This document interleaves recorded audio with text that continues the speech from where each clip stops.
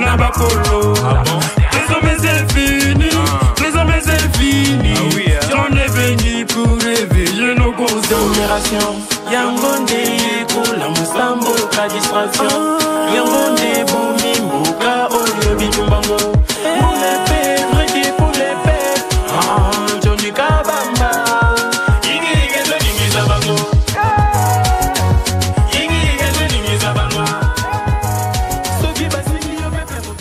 Très bien, mon collègue mon abino balandia une très grande émission na dimension ya continent d'Asie, émission na ngai, émission na yo, émission ya population congolaise en général. Merci beaucoup, Boza Penza et Belé. Bozala qui cause la émission Le Peuple Parle, mes enfants, émission ya Mokolo Lelo et Bandi. C'est vrai, nous autres zongi correctement, tous à continuer, qu'on doit bakisi, mais il y a eu de ces gens-là. Les Kabangote, Bato, Tchaki même pas ka, soutien à Bango. Journaliste Élisée Odia, merci beaucoup pour notre soutien. Élisée Odia, merci pour notre soutien. Journaliste Élisée Odia, une fois, Yokaïke, nous autres qui bien été, une fois, dépêcha qui moutunae, voilà, au monde en gaï, même place au Nazaraki, na pesio, merci Mengi Élisée Odia, na soutien à yo, en tout cas, soutien à qui va makasi. Merci beaucoup, Napesio. Merci. Merci, Nabao, Pena Musika, Soueta Kinga ou encore, Babandel Kobenga, ça c'est très bien. Maman Patience.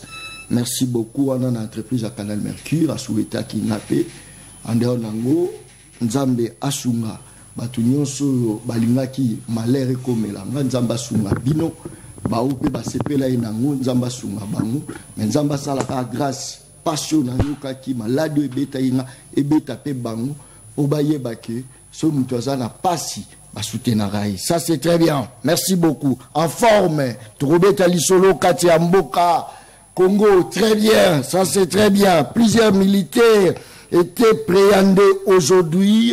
Ils ont affaire, il y a massacre, il y a Goma. Je pense qu'ils ont Lisolo, il faut Tobeta, Mokolo, il y a Lelo, Matata Pogno, je crois que Lelo a Rosala Lissousou devant.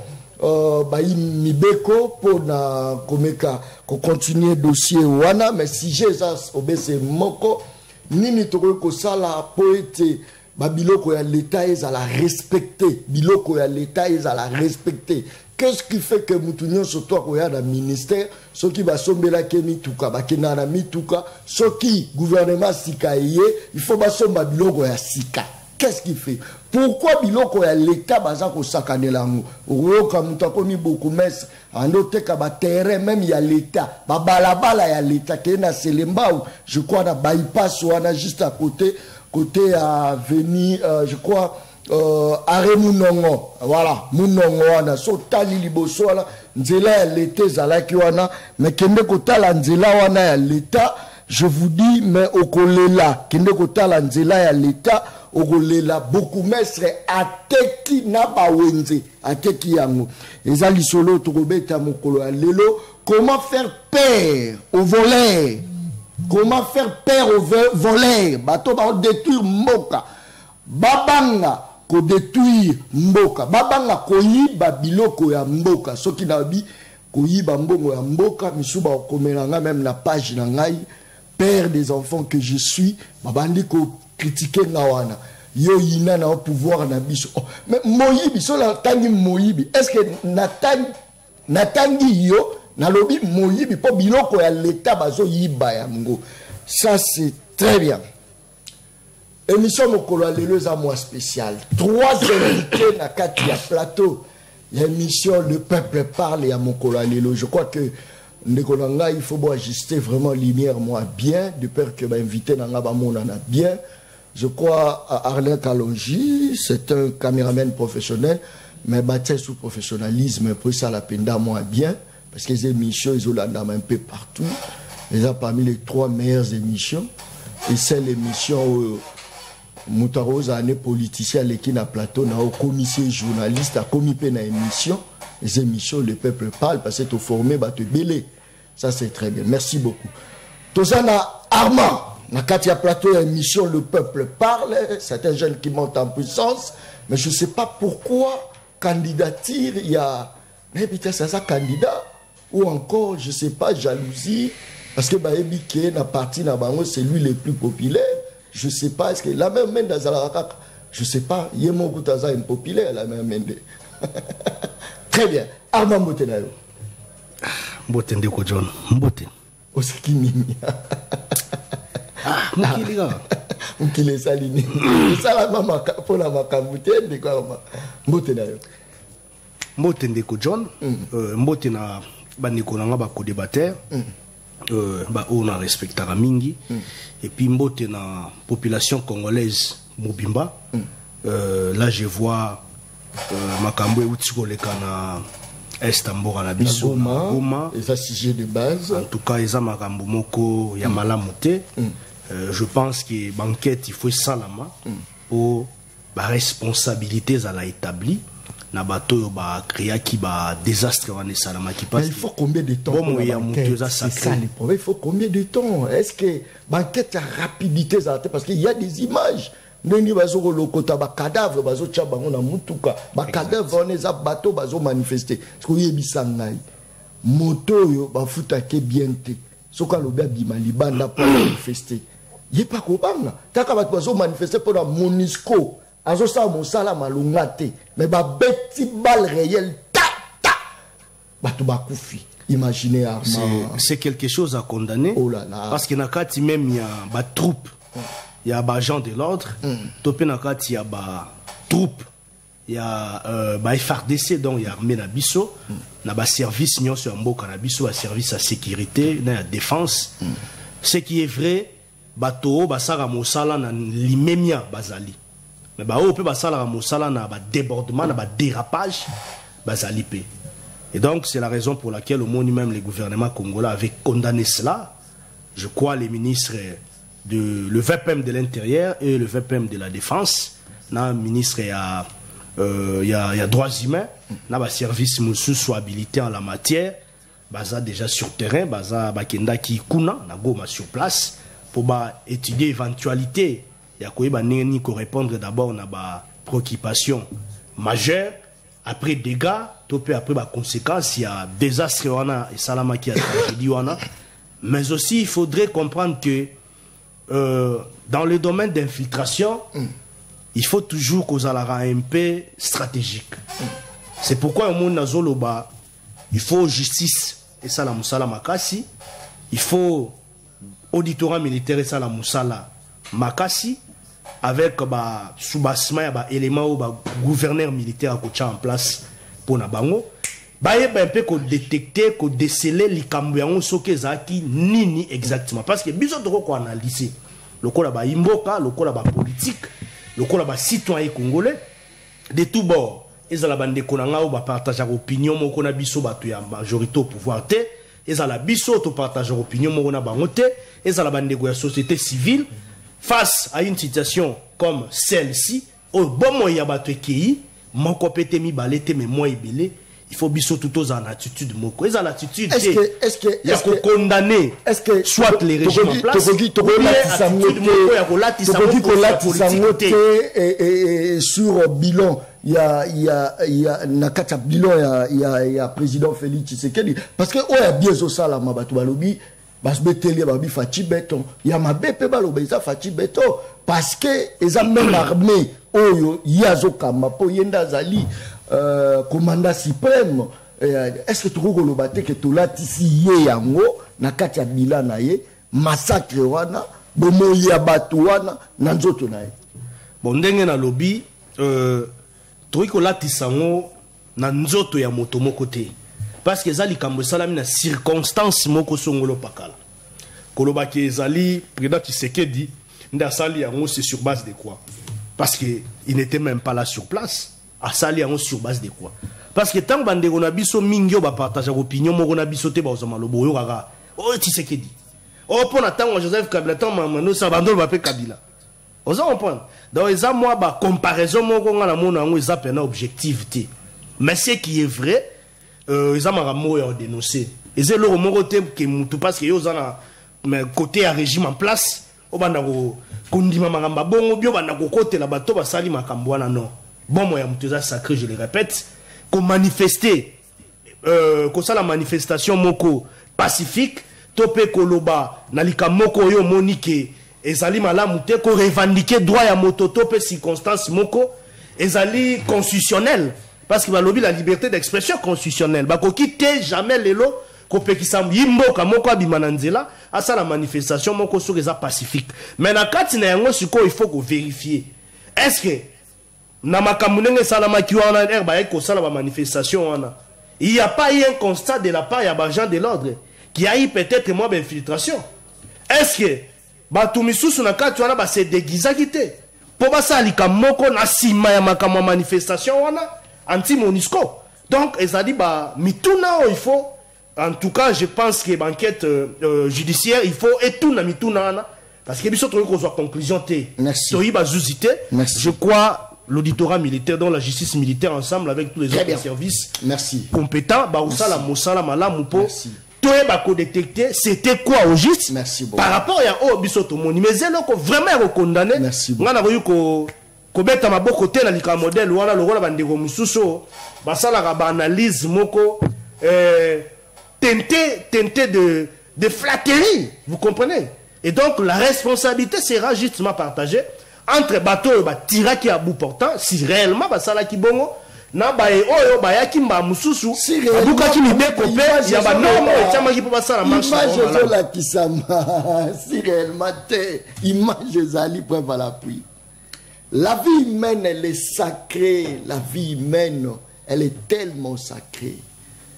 On doit protéger l'homme. Exact. On doit protéger l'homme. Ça, c'est très bien. Moi, je crois qu'il faut besoin sanction. Merci beaucoup. On a applaudir ma modèle ou on a été beta ça c'est na moto non merci. Merci beaucoup. Ça c'est très bien. Lelo zu bandeko wana lobi rozwape bandeko mosusu. On toza rolo bango bien na bandeko nyonso to baza rolanda biso. Soki oyo ki libange zu chaku. Zundeke chaku kosekate manifestation à mon côté salami na Kinshasa juste pour la koboya massacre et salami manifestation à mon côté les Kinois vous êtes comment les Kinois manifestation à mon côté baya ya labino bakufi na Goma massacre basasi bo pa nanya bimisi batu libanda leader nini politique même dans l'opposition, toute la majorité, tout le monde a négocié pour la sort ya lobby à yé à servir à partir d'ailleurs, servir à famille d'ailleurs. Banane va manifester. Merci beaucoup. Tozana Merlin vous na Katia Plateau, il y a une mission le peuple pas. Je crois caméra noire ngwana. Merlin vous mbote. Mbote moi la mboka John Kabamba, mbote na bande ko Kabamba Plateau.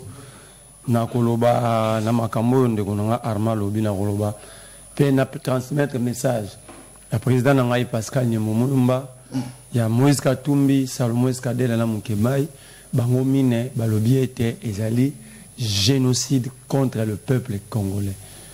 Il faut que ba responsabilité ezala établie et ba auteur faut ba répondre. C'est-à-dire premier responsable s'appelle Félix Antoine Tshisekedi Tshilombo. Parce que surtout, il s'agissait des gardes républicaines. Oh, il ne s'agissait pas de l'armée en général. C'est ce que Armand a évité de dire. Il a évité de le dire. Alors, armée, non, c'était quelle unité? Il y a armée. Il y a eu BAPEM, armée de l'air, armée NIN. C'était le garde républicaine. Qui, ma mission, a bien définie dans la loi 2006.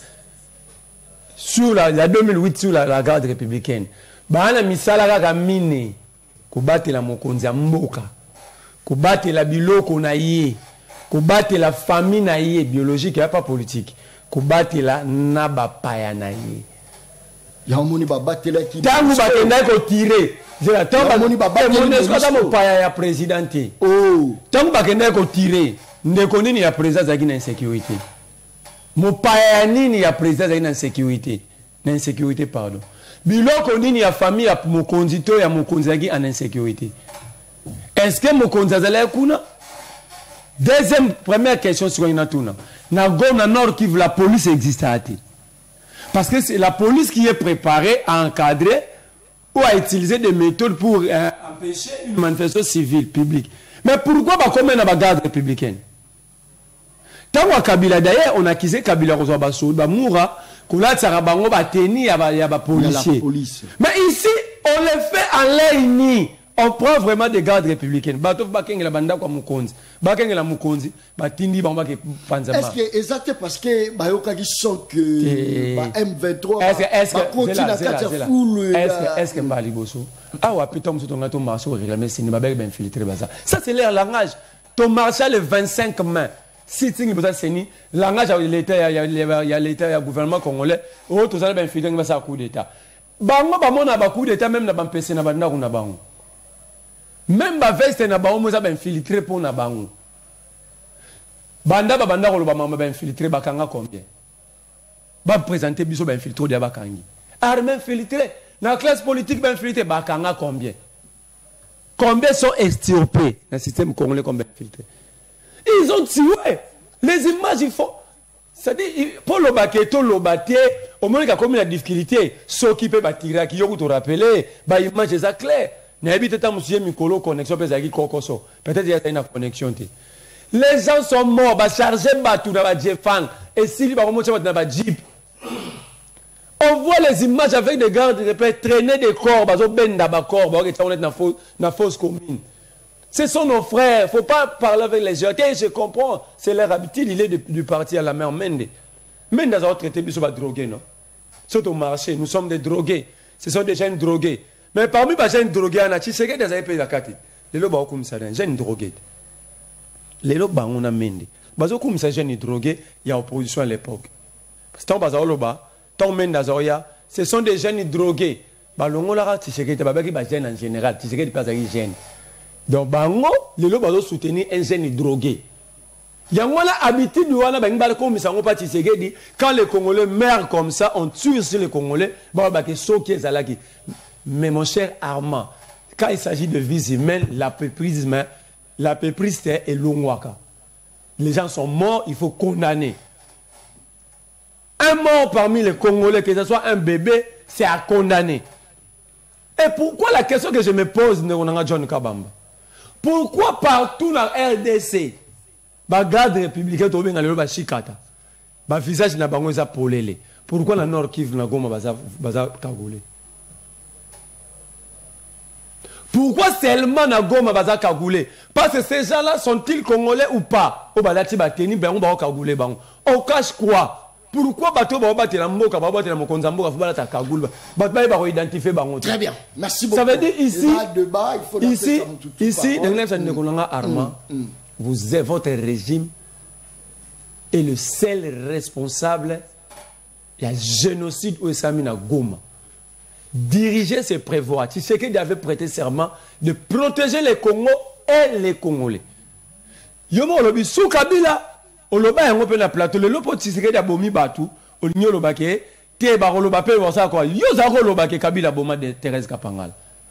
Yo za ko lobake Kabila boma Rossi Mukindi.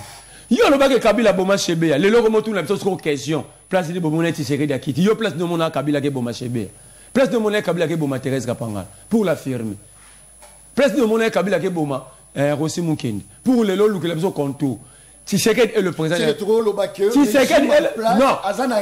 C'est Tshisekedi pour sécuriser. Mais si vous voulez que je vous réponde, aïbisa biso bon ben bata union sacrée. Tshisekedi a été nommé na territorial. Babougoumense na ba chef ba territoire hein ba administrateur pour moi que mboka dia été kama Tshisekedi akaba a nommé nan comme administrateur à Rutshuru. Non, il faut pas dire qu'il est président. Mais tout là bango des questions administrateur à Rutshuru comme nan Tshisekedi a été nommé et puis zone tampon et kenda wapi. Merci. Tozana Pistis Mbala. Pistis Mbala, c'est un ami. Je crois que c'est un ami. Il y a Lita. Kalabanda obenganga ba désert inert ba côté la population place boy ba côté place boy wala ngape na bimi to kitina na terrain mais Mikolo on dira doser ba ebisi attention kolobela sous peuple était le commis la union sacrée toyo kayo tika peuple a souffrir abenga nga li sous-souté ça c'est très bien Pistis Mbala Pistis Justice Mbala mbote na yo. Mbote ndeko John, je pense que na okota na ba provocation pratiquement ya banate. Oyo zo intéressé so ya mboka. Ngai na zolo bela peuple.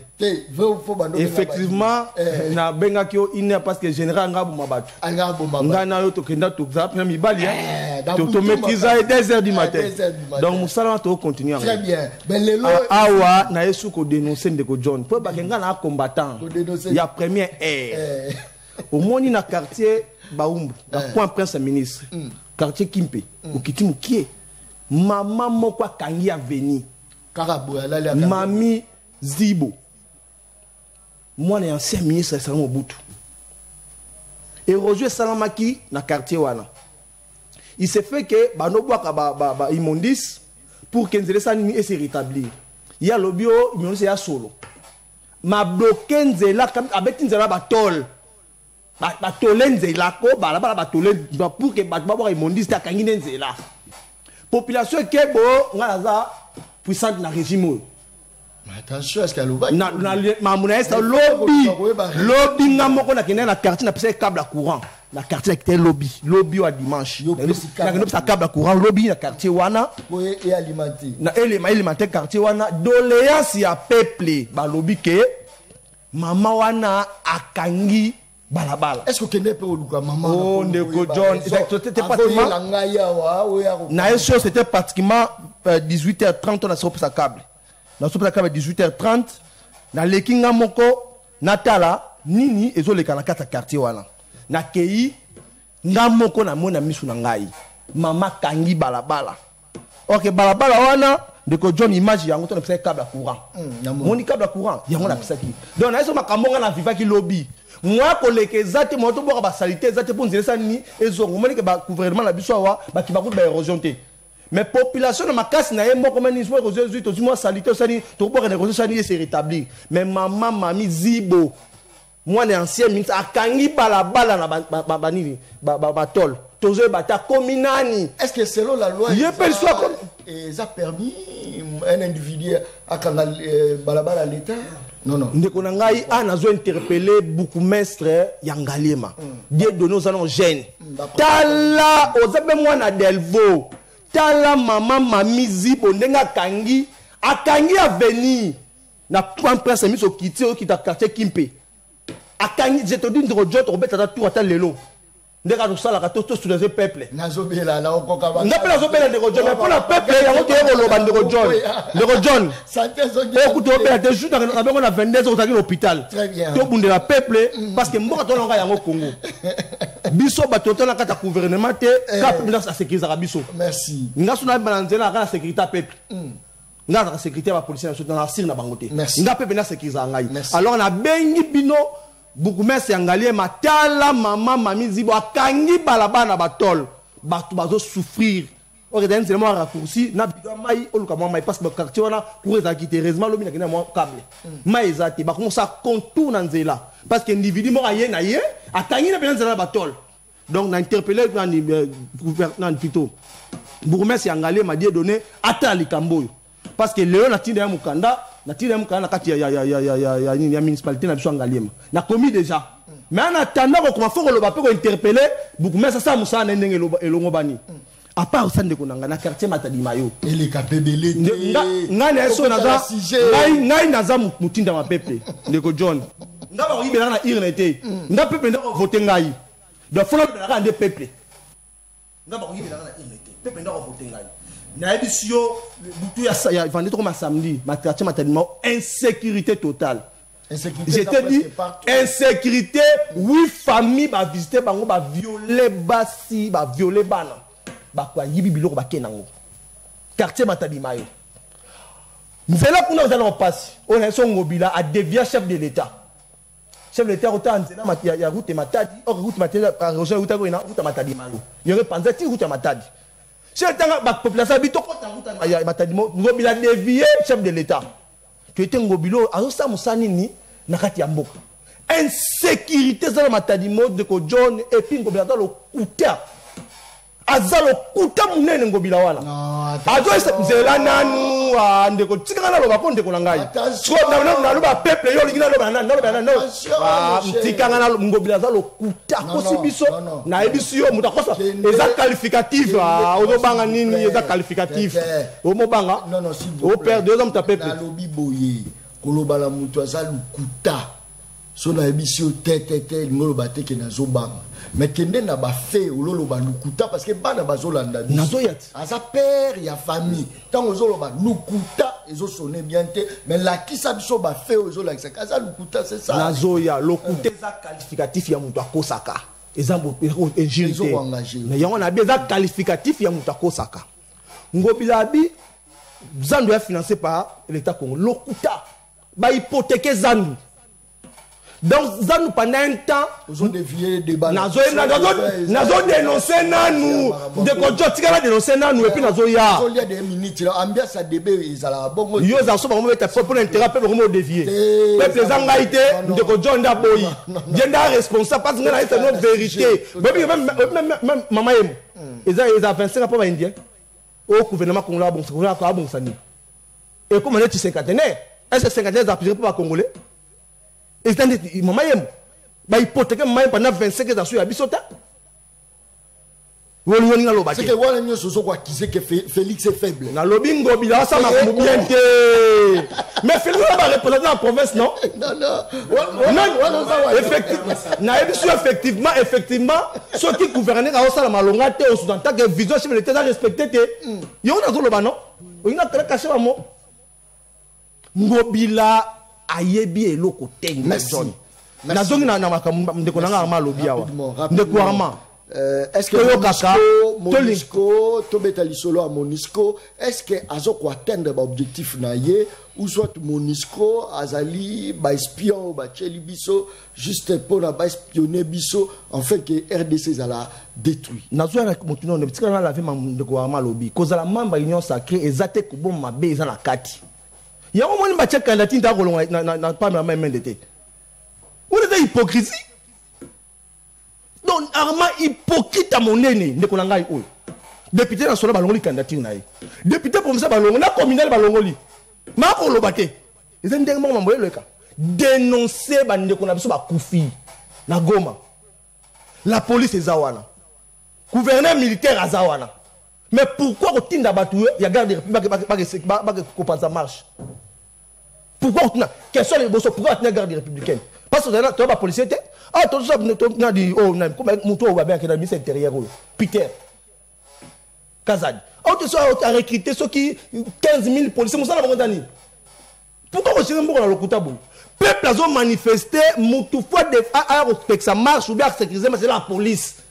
Tout gérer mon tu ba rôle il y a un service moko na moko yo zaka o lukuta o mais yo kala nandali yo moko ndo le biteke ba kufi na gombe on ba fête ngai longa si journaliste li connaissance ba fête yo no bi ka kufi na gombe ngai ba feza yango tu to ba na sécuriser ba na marche eza banani eza police ba garde républicaine ndeko na tika hypocrisie wana pour ndeko no moko te direct ka kufi kuni yango o maki yango bilan yande ko na biso tata mokonza mboka ezo kita malembe pona ba flatter ndeti barma effectivement ça pas la mère mende un bon flatter ndeko na ngai na crainte na ngazani kabila c'est soit dans 15 personnes té crainte na nga makasi to comme on a fait un mandat chef de l'état na même pas 2 personnes tout ba flatter ti barma na autorité na même la check candidat. Maintenant, s'il faut proposer, qu'est-ce qu'il faut proposer? Mona Congo, massacre, oui, Bablo et Salami, oui, mais population, Azoko, Jiré, Kakasu, départ, il y a Monisco, proposition. Bisso, to dénonce qui? EAC. To dénonce qui force régionale. Tout ça qui bat les bossons de nos sango. De Konangaï.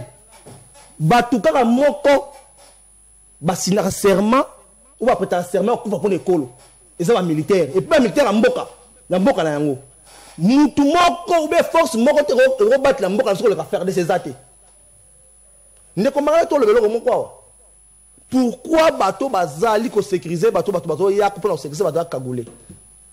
Est-ce que réellement bateau ba congolais? C'est une grande question. Bazongisa sécurisation à ba frontière na biso pas FARDC. Et puis gouverneur militaire wana était de échoué lamentablement. Très bien. Échoué lamentablement. Bazong ça. Merci beaucoup. Province pas civile. Merci. Par descendre à za militaire au sécuriser province na biso be ça par de ces charges wana. Ne konangai président échouaka ce qui intégrité territoriale est menacée. C'est le plus grand élément. Il y a souveraineté, c'est le plus grand élément. Il y a tout ça sens politique. Merci beaucoup. On sous-entend que le président a échoué. Très bien. Alors, même quand on membre union sacrifié ce président qui est aux autres échoué. Très bien. Deuxième mandat, parce qu'on a bilo aux autres échoué. Merci. Merci beaucoup. Je crois que qu'est-ce qui fait que les Congolais basent à la diviser. Ni les Arosala que les Congolais basent à la diviser. Ni les Arosala. Tala Nengala Zome Mamakam. On dit tout ça la Bunagana. Ça c'est très bien. Merci beaucoup. Qu'est-ce qui fait que les Congolais basent à la diviser? Ni les Arosala. Les Congolais basent à la diviser. Goma ils ont touché, population a touché. Bunagana na gauche, Boé à droite. Mais na qui ne fait? Concert, on dirait loko ezate. Qu'est-ce qui fait? Qu'est-ce qui ni neza ko sala? Amazon sa caméra na ngai konza mena ngai. Likambu nini? Qu'est-ce qui fait actuellement? Naza koloba, naza ko répéter ni neza ko sala que non RDC ezala ba Congolais bazala diviser. Ba Congolais bazala diviser. Ni neza ko sala. Bataquer batou na gauche, bataquer batou na droite, mais koto batou bazo fêter. N'entreprise koto batou bazo le barrière à salaire. Mais n'entreprise koto batou bazo bina na bango. Or tant arrière bande pas voisin, kebe koko taper pa na yo. Yo bazo futa moninga bazo futete, bobi mabo revendiquer pour na moninga. Motema mabe mati niveau. Congola comme na niveau motema mabe. Yamakasi. Yamakasi. Tomemango sur tout le plan, même sur le plan politique, même sur le plan musical. Na tout l'arabe musicien na biso. Boswane la kanini. Na ba sotis bozo bimisa. Ba bêtise bozo bimisa. Pourquoi? Pendant que binon tout bozo vendre image ya mboka. Au côté rolobo non yenga zana zalakane mwasi. Au côté mais pas plus quoi là beaucoup bombangote pourquoi que n'est pas ma pasteur oyoka haine pas ma pasteur pour le yaza spécial ya l'équipe à pasteur mususu obino nyonso tout bozo kaka ko évangéliser lilobose moko ya nzambe. Qu'est-ce qui fait ça? Yaka ce qu'on a monde politique ne place à ventir ya makasi bazo diviser biso. Moto yibi mbongo mboka mabengi bino ba jeune akabole libino mwa moke bole kala ba plateau bolo ba ke ngate mutu na yibi tozo teka mboka la biso. Très bien. Armand malobonga munayo makambo sa mina Goma mais Kinshasa ba to ba fêter là-bas. Kinshasa on dit rien n'était. Qu'est-ce qui fait que ce qui est loko lié congolais mususu ba congolais mususu ba kipakate malobonga munayo? Merci beaucoup Ndeko. D'abord rappeler l'Issosuke, je suis de cœur avec Bandeko Nabiso, ma famille Nyonso, ouais, ma victime, il y a Liwa Oikomi na Goma. Est-ce que Bakino a carnage c'est là où il y a un problème. Ça, je sais pas. Mais il faut tous avoir un comportement patriotique. Nous sommes une nouvelle génération politique. Il faut tous avoir un comportement patriotique. Et là, vous saurez lobby na Monique, ils ont la droiture. Pistis à lobby et en a droiture, même si tous partagent opinion, na soutenir. C'est quelque chose inacceptable. Vous avez même vu communiquer par-ci par-là, non seulement à la structure, organisation internationale, mais même il y a Bissonamboka, les officiels, même communiqué officiel, il y a gouvernement, un consort. Pourquoi dans le lobby? Gouvernement a des mesures nécessaires sur terrain pour étudier la possibilité de répondre à des problèmes.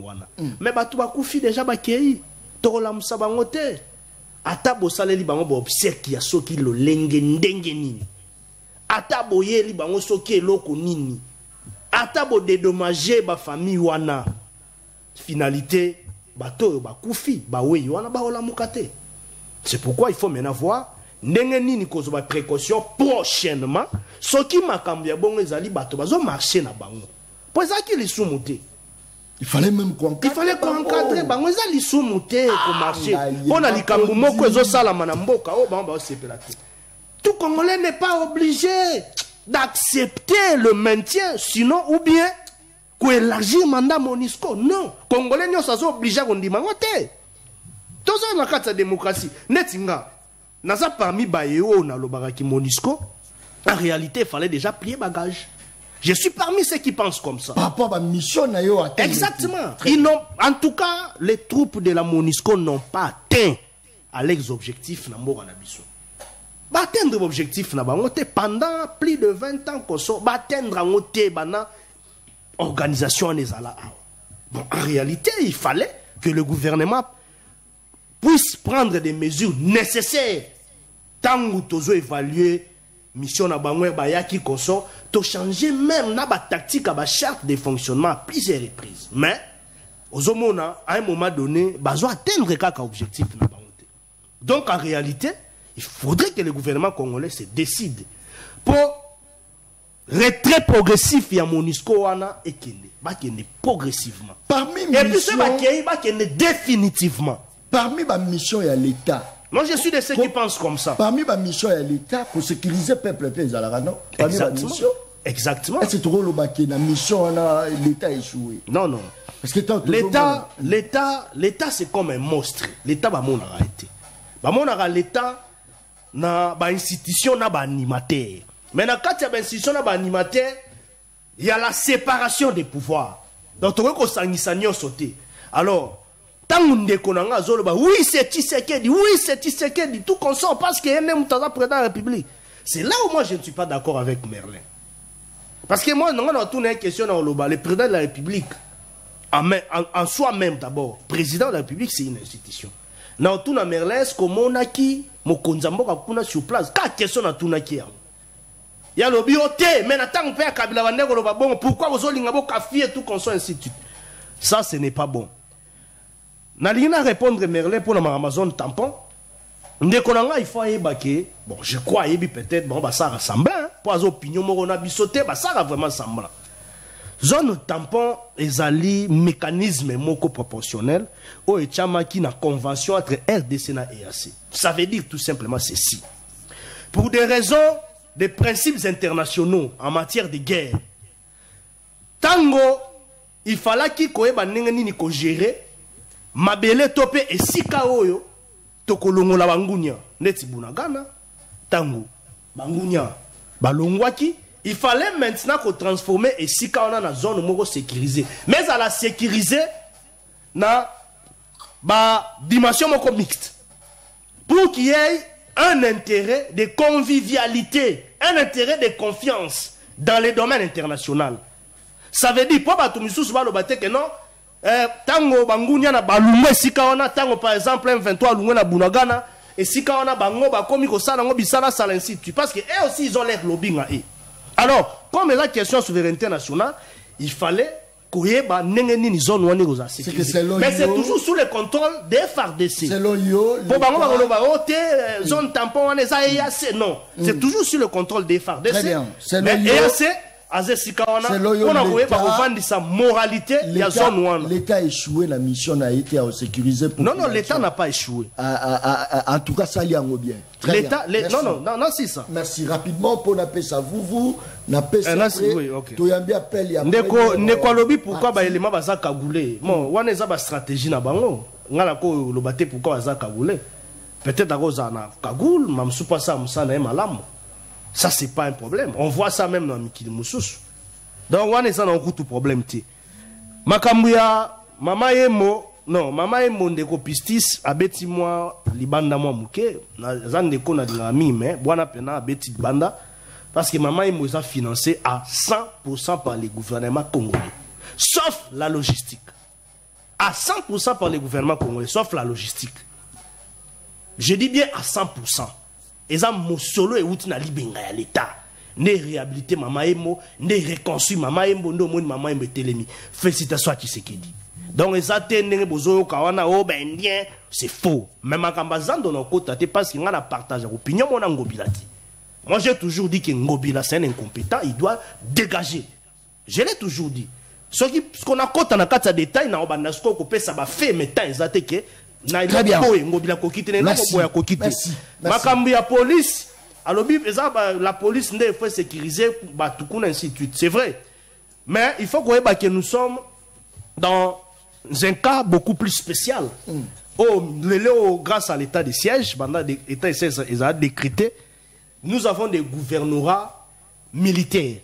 Na Nord Kivu, na Ituri. Ça veut dire même Goma dans la manifestation on a nyoso. Merci beaucoup. Nengezali wana eza interdit que FRDC ou bien unité à garde républicaine a qui sécuriser manifestation mo so ba moni terreur tener na we bande ko zwa lire musu to tension na ko me ko zwa lire musu. Merci. Ça ce n'est pas bon mais ko ma moto ndeza mabe wana zo dénoncer ça en tout cas pour ya ngote. Très bien.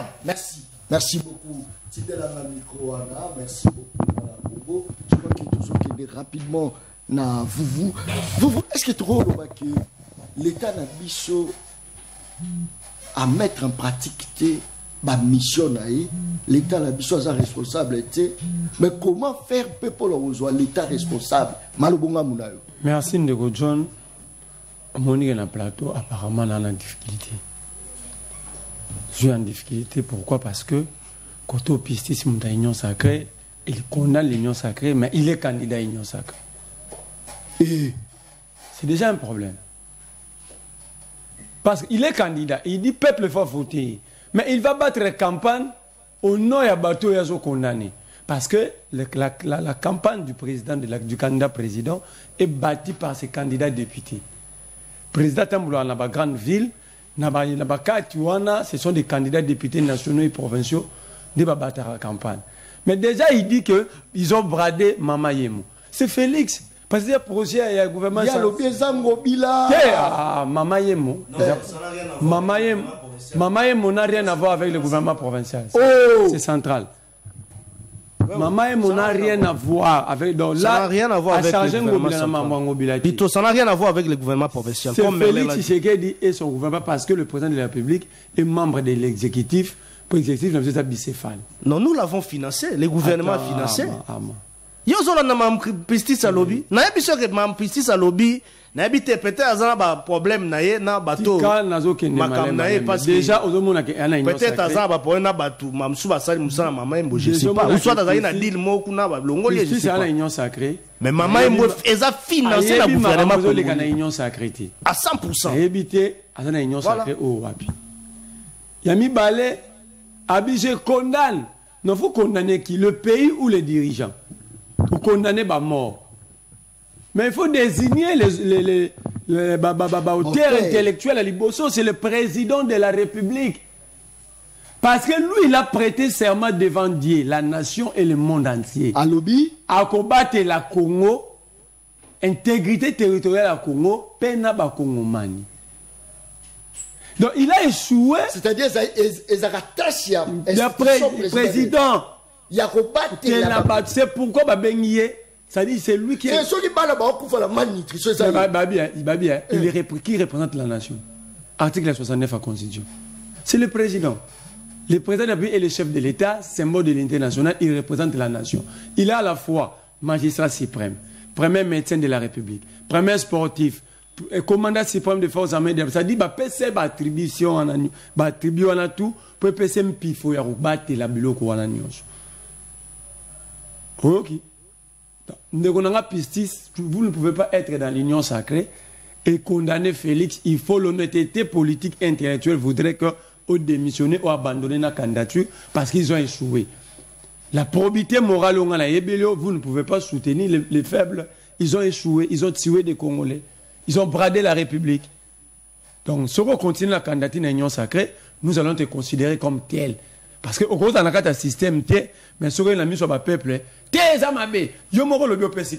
que ça moussa n'aurait pas câble? Est-ce que ça moussa n'aurait pas? Mais attention, état comme un politicien. Non. Les actions politiques. John. Nous sommes une nouvelle génération. Très bien. Nous devons corriger certaines choses. le prérogatif d'éclairer la République, ce n'est pas prérogatif il y a pas politicien comme individu qui n'a pas sa carte. Alors moi on ne doit foutre à facture.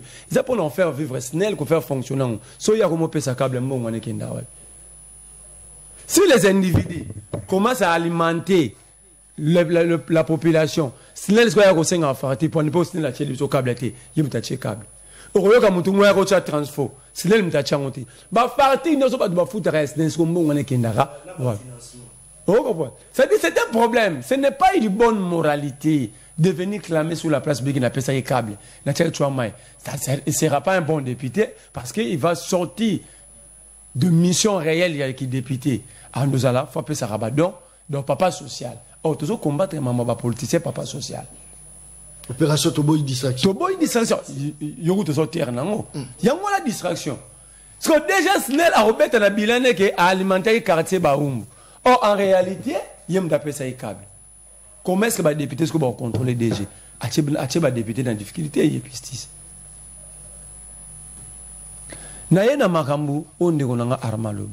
L'explication PC à zone tampon, ce n'est pas ça. La zone tampon, ça veut dire. Akosi biso. Akosi. Oh, pistisa. Tiens, wana arma. Ça veut dire zone tampon zanine. Batoubaye, babi na binoke. En attendant de trouver une solution, Bobunda, te bossa la guerre. Bateau et M23, ba rebelle, ba terroriste, ba vendre la place au Bavandi. Bino peut Colombo, ba FARDC, bo vendre la photo, biso créer zone moronètre. Tu vas na 4-4 pour permettre à ce que tu aies une solution politique au lieu de Bitumba. C'est ça la zone tampon. Mais il y a le Bounagan et son papa, on a tout une question simple qui est l'administrateur à territoire Bounagan. On peut citer? Agna Pesa. Agna Pesa. Azan a monté à Pesa Combo. L'ordonnance c'est ça. Non, je ne peux pas répondre à cette question-là. C'est une question piège. Mais, bien répondre, M23 à Bounagan, oui. Balongwate parce que si les lots. Attends. M23 à Bounagan. N'a pas preuve. M23 sont aux informés politiciens. Nabunaga n'a utilisé la monnaie. Pas utiliser monnaie na biso. Non, monnaie na biso. Mais bah tu vois la note si vous avez ma carrière non pour pourquoi utiliser monnaie na biso. Tika biloko wana. Le M23 ne peut pas gagner parce que Bitumba l'armée par quel moyen? Ils ont quitté Bounagana par quel moyen? Non, ils ont quitté Bounagana. C'est vrai que ma tratation dans la guerre. On remet balancer la guerre. Au lobby Bounagana. Il n'y a que deux moyens de déloger un ennemi, soit par voie politique de négociation, soit par la guerre. Vous avez prêté quelle voie? Vous avez utilisé quelle voie? D'abord, la voie diplomatique a beaucoup joué. Est-ce que vous avez négocié, même sur les plans diplomatiques, vous avez négocié avec... Et la voie militaire? La voie diplomatique. Est-ce que le Congo est en guerre? Parce que jusque-là, Tokyo attend la voie politique.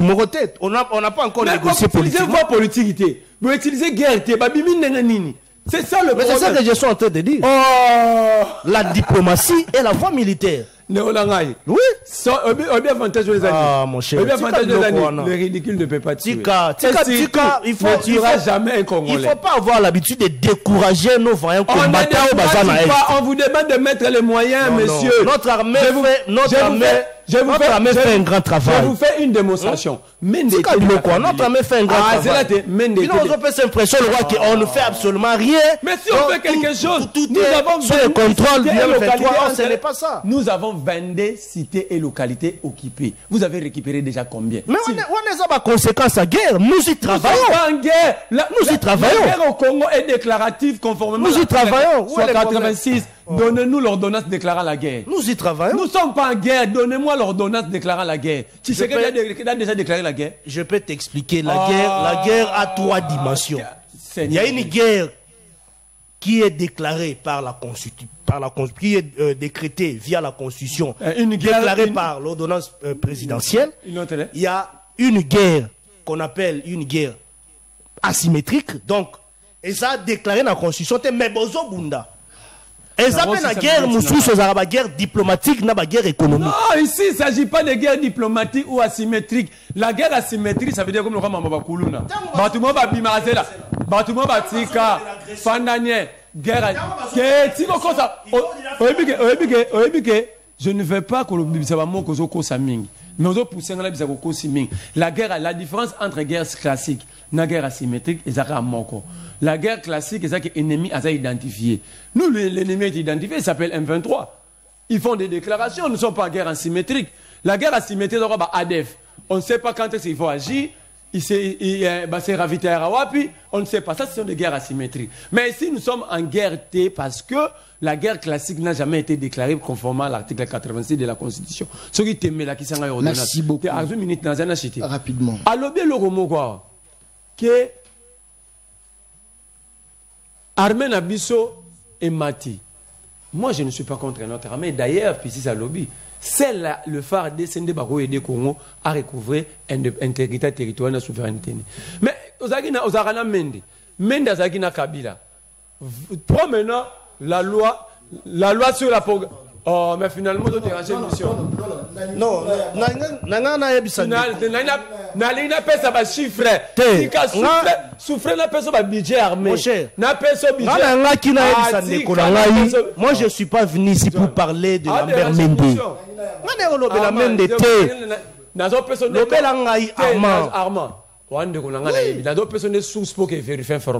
Sous Kabila, le budget armé a varié entre 400 à 600 millions de dollars. Aujourd'hui, la loi de programmation militaire, vous avez dit 1 milliard, mais réparti à 3 ans.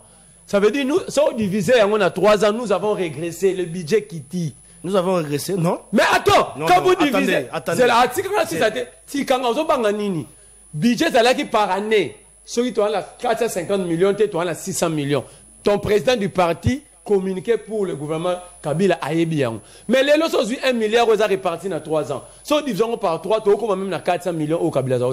C'est 3. Mais est-ce que je peux t'expliquer ça? 1 milliard divisé par 3. C'est simple. C'est 335 millions. C'est 335 millions par année. Pendant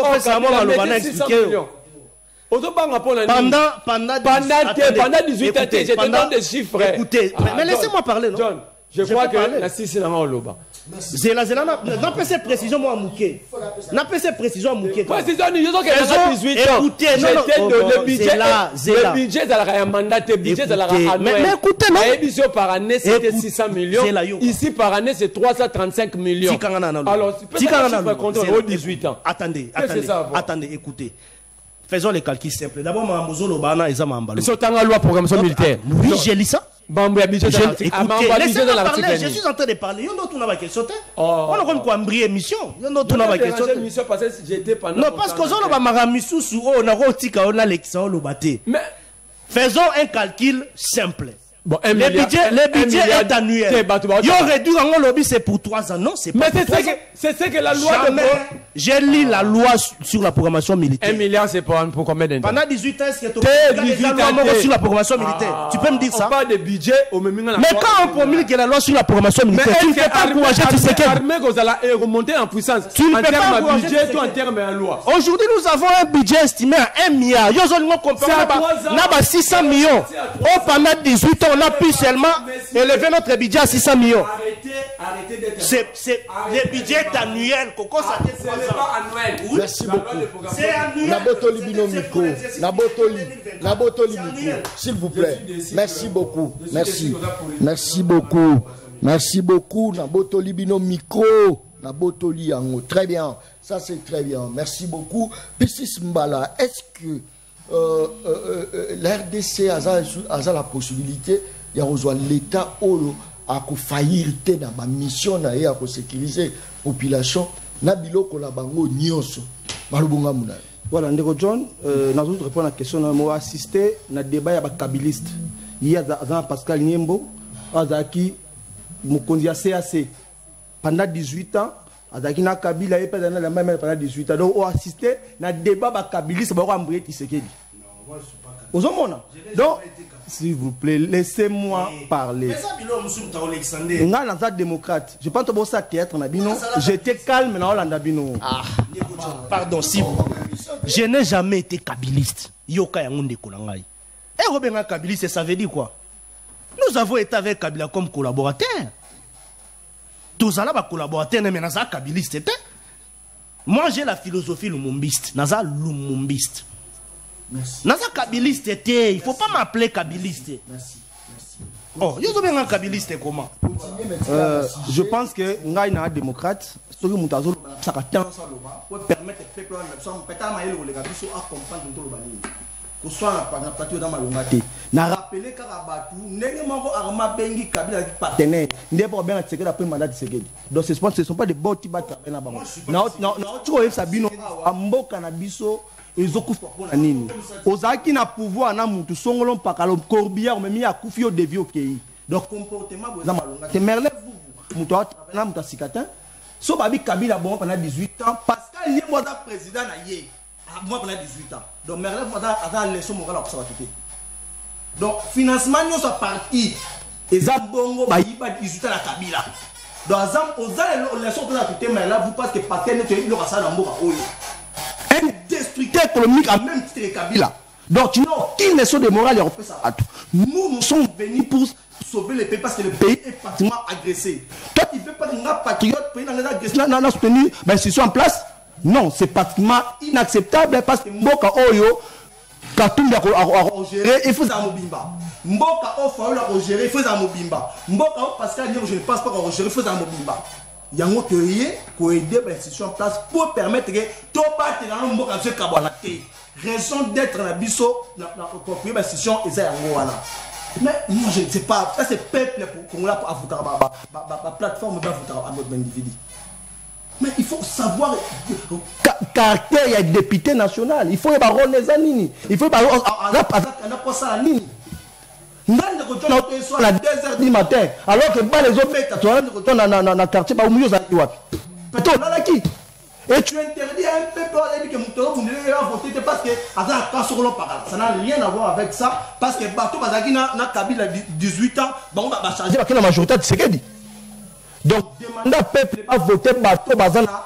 Effectivement, souci à revenir la moka, on va donner énergie, on va dire patriote. Ça n'a rien à voir avec les haines. Même Bato n'a pas la mission de Bakatum, n'a pas Katum, il y a Kabila.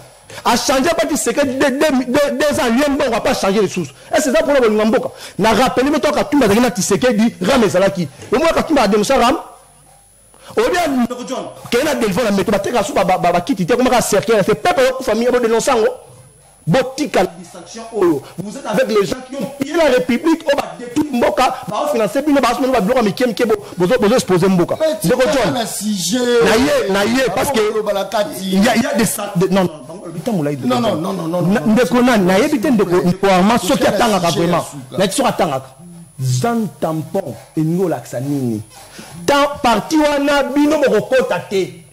Il y a une convention internationale au mobile loba namboka la bino ba peksa armée la bino kota ba peksa pe ba kota namboka la bino makani parti maboy et ça la katé non attends s'il vous plaît ça auto climatisation ça l'est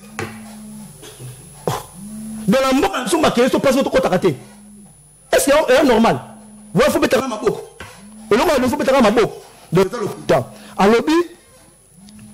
alobi financement ya zando na yebi siyo oza otanga ka na bi na zoke non mama na ki na mayembo la ki olumi mama yembo otanga ndete de fois Congo s'il vous plaît donc on doit la calme ndeko nanga pourquoi ça agiter boy tikaye na lobi no boy tende de fois na bino botanga ka ndete botanga ka te zwa contrat ya mama yembo zo tanga bakeli wana to bradon pendant 25 ans pas bien et ça ndeti en cinquantenaire pendant les 25 années à venir ils assurent à bisoter pendant 25 ans après c'est des cinquantenaires il y a cinquantenaire qui contrôle le gouvernement congolais et dans des mois on peut s'en résoudre la raté en deux vilipender Kabila on va filmer ce que dit bon autant la pouvoir soutenir l'union sacrée tout comme ça ngana ebisio ngana za combattant peuple ça n'a rien à voir avec les plateformes je défends le peuple ce qu'on a besoin de loba.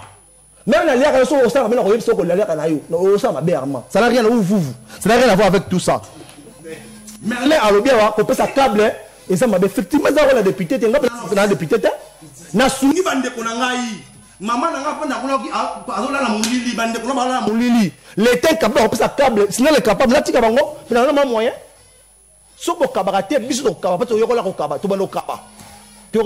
donc ça n'a rien à voir avec ça. Il y a un dossier, surtout aujourd'hui, il y a un dossier, et ça m'a volonté. eza makambo yo peuple na élection so pour nande ba diriger ya solo peut permettre bato ba yebi mboka ba yi fonctionnement mboka ba gérer mboka na gouvernement est en place bazok aider chef de l'état té. Donc effectivement il faut vraiment que ça renouvellement classe politique bon on de konanga armand un jeune comme ça mazo course azo course parce que na formateur à la formation à Mende lokuta na lokuta na boende heureusement pour la candidater parce qu'on appelle na député lokuta makasi heureusement pour candidater. Donc il faut permettre ba konzamboka bazo collaborateur malonga pour que mboka nseki liboso. Moi je pense que Congo est un espoir. Il rejoint l'état ou à l'état responsable konzamboka bazo responsable limboka. Ndeko tona yebisa yo bato ba gérer mboka na biso balinga mboka te. Balingande diamant balingande oh balingande bilo à Congo balinga Congo te. Alors faut permettre peuple congolais à voter sur les députés ba tchakouté. Parce que na parlement to nga parlement député alors ngai na beng peuple congolais le 20 décembre à ça la choix ya maluma sanctionner député dormeur sanctionner député akala ko pester sous change pendant 5 ans bazaki te ndeko na ngai exactement on bo renouveler classe politique ba ndeko na bino bazaka na bino ta yango peuple pendant 5 ans ba botelo maluma le 20 décembre. Merci beaucoup. Très bien.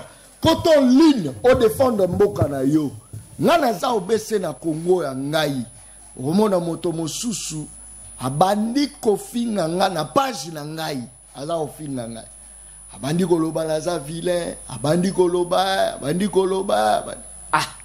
natali penda bonabi ndeko ole yo pe na kwenda yo po salo bongisa yo finga kaka John kofinga John likambo zalité ça c'est très bien.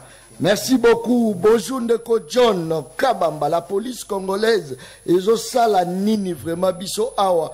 Na Selemba ou plus précisément na arrêt Masuba Avenue Kinzanzi Kimbala vitamine Kuluna moko pas moyen après Kobunda babandi koboto la biloko ya batu ti na bandaku kokota kozwa biloko men toza na basouciate pembeni bayaka te toyoka appelle la population na côte. Allô Ndeko Beng biso at Kombonani. Allô? Voilà, je pense que allô? Allô? Allô Ndeko Beng biso at Kombonani.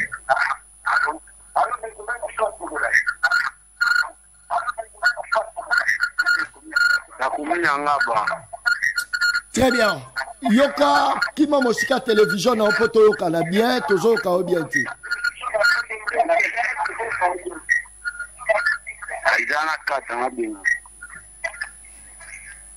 Très bien, merci beaucoup. De quoi ça fait pas fier, c'est la katana benga. Ça c'est très bien. Saline ko John Kabamba, un bon débat, un bon fara et la bien makasi. Ça c'est très bien.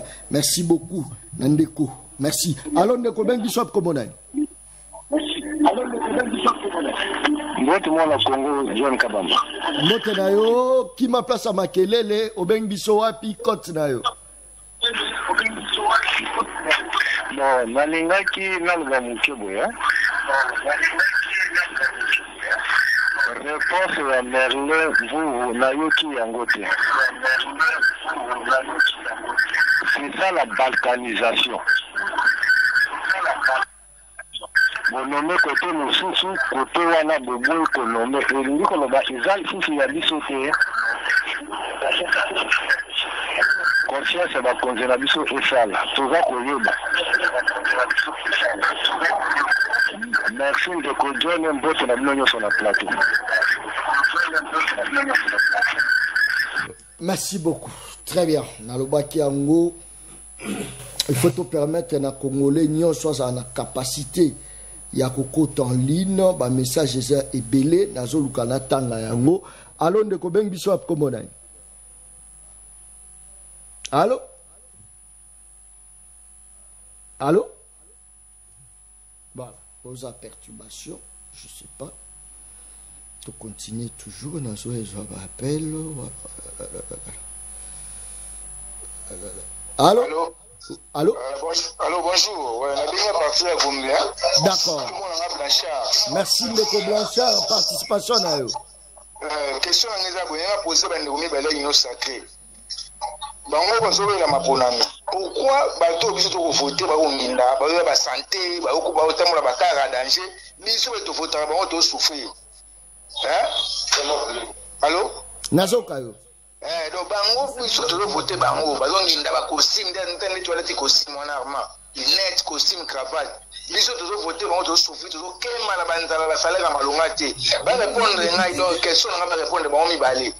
Ça répond de bon niveau. On va réunir, net nous sommes qui n'a parlé mais là on a $21,000. Biso ce que tu votes on te soigne. Va répondre de bon niveau. Merci. Moi qui parle moi à 21, ce que hier on votait aujourd'hui. Faut pas voter ne pas c'est le moment au peuple constitué peuple. Non. Et petit peuple opportunité à répondre. Allô Neko, Obeng Biso est comme on est. Allô? Allô? Allô, Nanobia? Obeng Biswat. Allô? Obeng Diwat. Nabengi Nangali Kamunganga. Très bien. Pesa bakot na. Bango nyonso bazoloba na bango bien mais tuna bango ba policier mosusu soit ba soldat mosusu soit ba farme c'est quoi ba vanda liboso ba mort. Donc mosala na bango za hotel ma liboso ba mort ko bien ko salela l'état.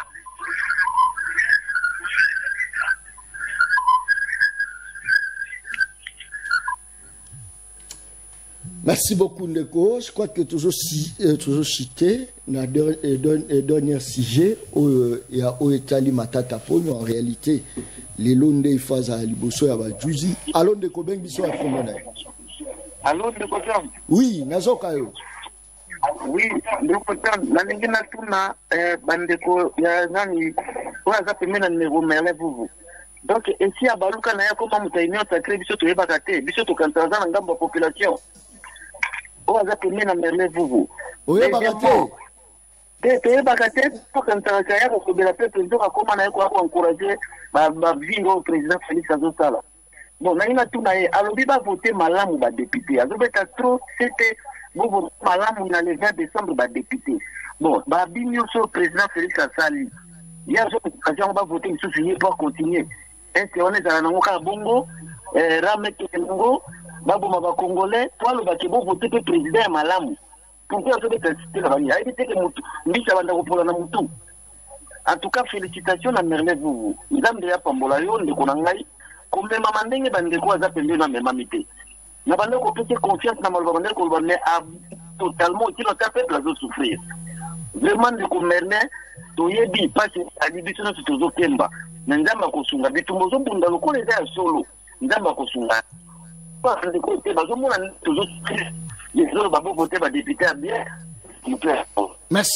Merci beaucoup. Très bien. Tokomi Penzana Souka, je pense d'avoir ça 30 secondes. Mais avant 30 secondes, je crois que Christopher, Mekano Kome Mangai, c'est vrai. Bato Babengama Bakuluna, Bakoma Babatissé, Bakende formation, Batrier parmi Bango, plus ou moins 100. Bâtisseurs au bazo kende Afrique du Sud pour qu'ils soient formation ya koyoko la kukumba ba wagon ba train ba koma ba machiniste juste kaka mama moko benginga zolela lubi John na mona yo na peso merci parmi batu bazupe mwana ngai parce que wana bozo moneza la ville province de Kinshasa bangwana baza koya baza ko kita wana za ba bâtisseur ba outil kanyama kasi si baza loger awana bandal.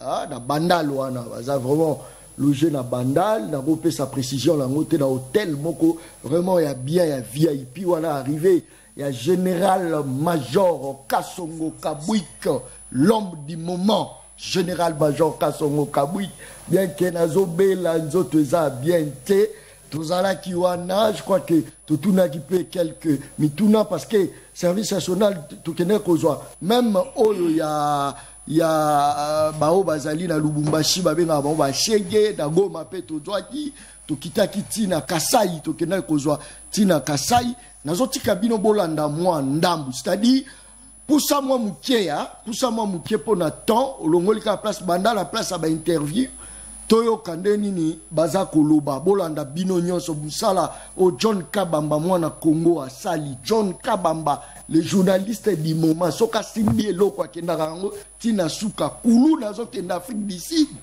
yo vani na bakwen ko critiquer ko sala nyonso yeyo azo kenda Afrique du Sud na paquet ya munene bâtisseur ça c'est très bien. Merci beaucoup d'aba Fabio Babi bako sambela po na ngai ça c'est très bien. Image régie. Ah, tout ça. Tout ça à Kinshasa. Mais quand on peut télévision solo comme Kinshasa. Oui, tout comme Kinshasa par rapport à général Katsongo, à Bouitsa, na son excellence Félix Antoine Tshisekedi Tshilombo, Denise Nago, tout ça peut se bango merci pour tant que vous kuna na kananga to yeba ki misalete. To ya ki centre ba prendre biso makavo belé. Nde to komia bona Kinshasa.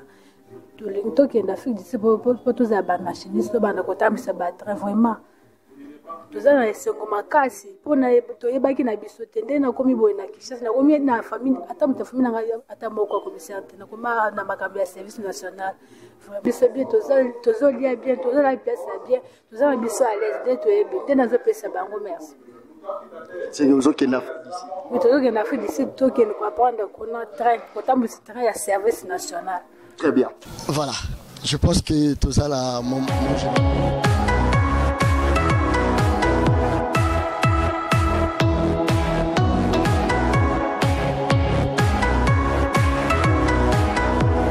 voilà, Nekombote. Mbote. Tomoni ozo sepela o matoko inase ezakini.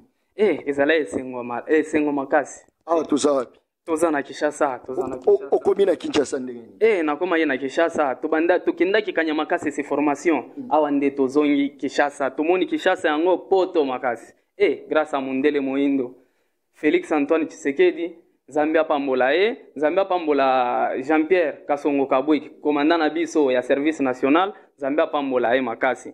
To sepeli awa tona Kinshasa, tozongi bomoni biso, bomoni ba chambre, bomoni hotel yango to fanda. Me biso babando benga biso bakuluna, to bando te ba mai koiba kobotola, mais to komi batu bien formé. Awa to silisi formation, awa to kende Afrique du Sud, koza formation mususu.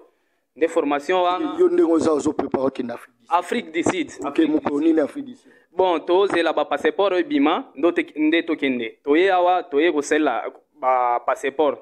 Donc so yi ba passeport bimi, allez, to kembala moko Afrique du Sud. Mais quand on expliqué formation ni nos qui dans service national avant au coma bâtisseur. Avant na koma bâtisseur, bon ezala ba formation moko, ba formation eza ebele. Na service national yana batu ba okata mabaya yana batu bazo na maintenance ya mécanique mais biso tozaki formation ya mécanique à côté ya ba maître na biso babando tangisa biso ba mécanique banini awa to kumba biloko to très bien sikoyo impression na ezanini omona ke oluti bazo ibino komba kuluna formation ye Kinshasa pour un temps logé na hôtel à Munene Boye après yango zo kina Afrique. Esengwa makasi vraiment. Biloko to bandoti ata na ndoto te. Ke jour ata mo to koma boye. Mais biloko ekomi libiso boye.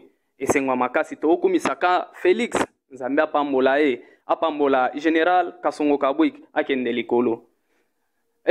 Akende liboso Zambia Pambola vraiment makasi. Merci beaucoup. Merci. Voilà, le major Kasongo Kabwiki. Mon général Mbotena. Mais on dirait Mundele a changé. À des fois, tout le monde a bouillé. Mais quand il y a un c'est un bâtisseur. Du coup, tout le monde va bâtisseur dans la ville-province de Kinshasa. Bouillé, il y a un bango et Zaponani. Baye Wapona, le service national est monté en puissance. Donc, ils sont amenés.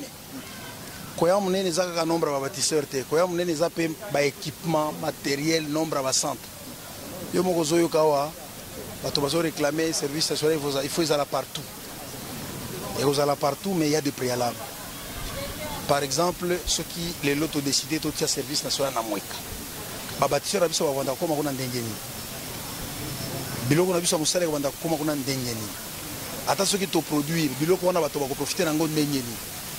Ce qui est l'autre service national de l'Équateur. omoni eza ba préalo ebele yo moko yebi mboka na biso balabala eza ba problème siko na vision wana nde mokonzi ya mboka alobi te c'est vrai vous avez des difficultés il faut siko na soulager bino nde asombeli biso ba train. Tu comprends l'importance d'un train? Train, locomotive, na wagon, donc on va transporter bateau les bébés. Bilo on est au Komawa, na Congo par le Lubumbashi parce que les autres Afrique du Sud ici de nous. Mais c'est pas tout lobby. Soyez bilo on est comme yao. Parce que tu tiens à mindele, des bases à la machiniste, base à la technicien maintenance, base à la gestionnaire, bilo on a. Donc il ne suffit pas mon conseiller Mboka président de la République. Tu es ici, alors bibolingini.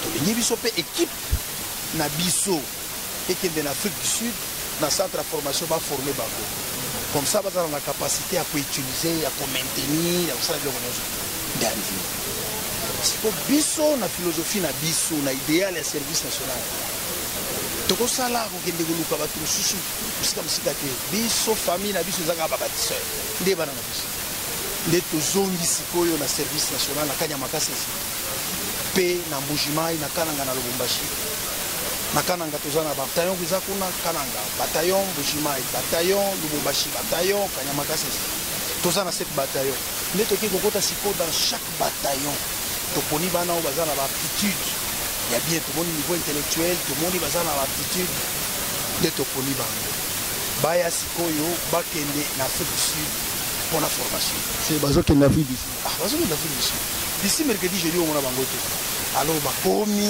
on a sa théologie bango na hôtel on y va na bakembi fort la formation pour yo moko wanda ko mona ndi to honorer bango quand même c'est bon on a dignité très bien merci beaucoup ainsi m'appelle les arokota et belé tokoye bana na lobakango au sala que mission John a sala émission aux professionnels mais John a professionnalité tokende ce qu'on a fait aux précédé droit yo soutenant nini John pas soutenant nini nini ya yo et kenda liboso nini ya John pe kenda liboso bâtisseur azo matavion déjà d'ici mercredi bana maya matia avion qui Afrique d'ici formation a passé là hier bani ko kumba ando kumba train général alobi jamais to bengisa ba étranger te ba zambien terminé l'été ba congolais parmi bango to trier ba bâtisseur ba trier ba bâtisseur baza loger na hôtel mo yo momona bâtisseur nazo bambana na mbeto musuni bazo ganga la kufi misusu ba ko kama lili ya clim te abi oyo to komi wata zo le papa John abi okolala wana ba lia 6 fois par jour yo pas ça ba investigation très bien. Très bien. Armand, rapidement, tout comme il pense au chiquet, parce que l'affaire de tout le monde n'est pas pour un individu. On peut critiquer, il y a critiquer Zali, mais il y a Robeta Maboko, il faut Robeta. Toujours rappeler, il y a tracteurs, il y a service national, les quotas qui belé. Plus ou moins, il y a 2500 tracteurs. Voilà, il y a tracteurs. Rapidement, à l'entretemps, l'image en tracteur, les cas. Merci Ndeko. Nalingina, féliciter Général Kassongo. Rapidement, c'est de cette façon que nous pouvons aider les présidents de la République. Je m'en souviens. Jour Mogonando Solana, président Bahati, que je salue le président du Sénat, a Ebisinga Lobby Armand, le vrai problème, Nambo Kanabiso Pona, ba Geno, Tobilengo, Tomona, Tobenga, ba désœuvrer les lots, et ça manque d'encadrement. S'il y a une très bonne politique d'encadrement, les professeurs Bahati qui me disaient ça, s'il y a une très bonne politique d'encadrement, il y a une très bonne politique fixée sur les valeurs. Accompagnement dans Ouezali, matérialisation dans Ouezali, avec une vision claire. Abisinga lobby, mingia tobenga ba désœuvrer, bakuluna, omona, ba otika biloko wana. Parce que ça manque à faire. Neme mara mingi basa biloko. Ils doivent être quelque part sous une occupation. Il faut pas en occupation moko basa la quelque part. Alors, tango zomona général Kasongo Kasonga Bouik, azo sala makambo ya boye. C'est comme ça que nous devons aider les chefs de l'État. Banana biso lobby to benga kia bakulu na bando beta bango babal bandeko boma bango bako ba machiniste bazonga ba technicien maintenancier bako koma ko apporter pe un plus na kati ya économie ya mboka na biso tango ba koma ko kumba tuku mon cher imaginez un peu imaginez et puis bataillon nyonso ba récupérer banoyo Merci. mitu ezosala parce que na beaucoup. kati bango ba oh Merci. tout fait ça Non, les non, alliés non, merci ba beaucoup. circonstance Très les bien. tina bon Merci. la En tout cas, c'est pourquoi je salue le professeur Bahati je comprends réellement que c'est quelqu'un qui incarne les Merci. valeurs Non, non, non, pour ma ramba ebsenga na moni que ça vraiment réalité 10 secondes. Je crois que Bradley a eu que la nafenza. Naïba ite que minute c'est pour ça niveau. Olobaki yango déjà, olobaki déjà. Merci beaucoup, merci. Merci. Ceux qui ont le membre général Kabouika sont contre la Bahati. Parce que le général Kassogo a moins les boss, les premiers de la chef de l'État. Moi, je pense à la et Salamana, tu es ensemble en Zambie. Bah, chef d'état-major. Wande prière na ngai.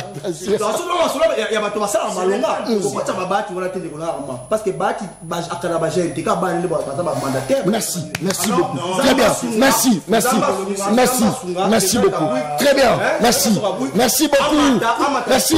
Merci. Merci. Merci. Baleno baliaka ela mokolo mokote baliaka baleno. Namo de baliaka baleno. Merci beaucoup Nandeko Bradley, merci Nandeko Arlen Kaloji.